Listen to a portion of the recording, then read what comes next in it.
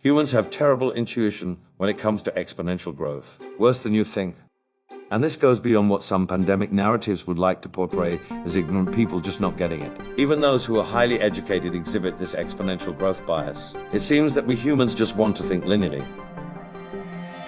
In this episode of Shifting Metaphors, we illustrate just how bad that intuition is, and how it may be holding back your thinking.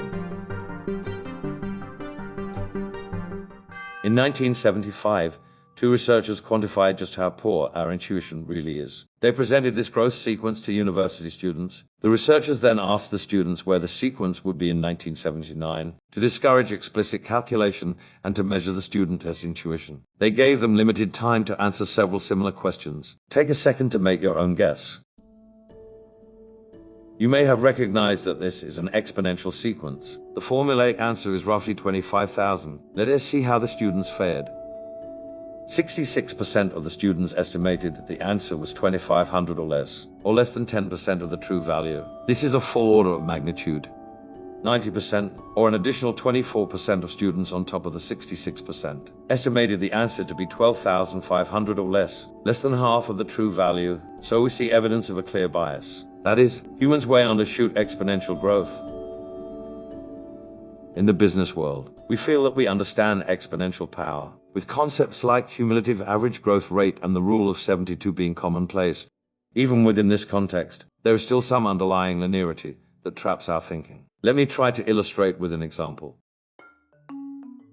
Say you have a surefire idea for a physical retail business like a donut shop. And for the sake of the example, let us assume that 1. Each store brings in 40,000 in profit per year. 2. Each store costs 40,000 to start. 3. You invest all your profits into new stores. 4. You have 40,000 in starting capital. 5. You stop at 8 stores. To begin, you have enough capital to open 1 store. To visualize this, let us represent the store as a circle surrounded by 4 smaller circles, each circle representing 10 in profits. We run the store for a year, and as predicted, we make 40,000 in profit. We then reinvest that money into opening a second store represented in red. We run the stores for another year. This time we earn 80,000 in profit. We again invest that money into opening a third and fourth store. If we do this for 1 more year, we end up with 8 stores. You would be forgiven if you saw this as exponential power. 1, 2, 4, 8 is an exponential series after all. However, the key is in the relationships. 1 store, 40,000 annual profit. The relationship for profit is profit equals 40,000 times the number of stores. This is precisely a linear relationship. The only thing exponential is the rate at which the organization accumulated and deployed capital. Let us contrast this with a network, like a marketplace. To make the math easier, let us assume that everyone on the network transacts with each other member of the network once, and you collect a piece of each transaction. When we begin with 3 members, there are 3 transactions. When we add a 4th, we get 6.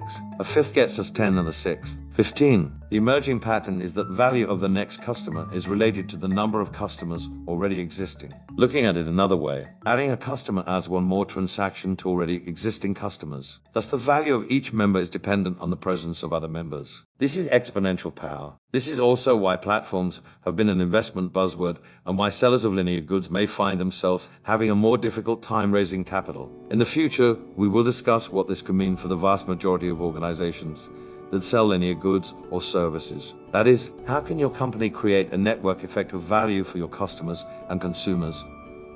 This has been Quantum Logik Consulting with Shifting Metaphors.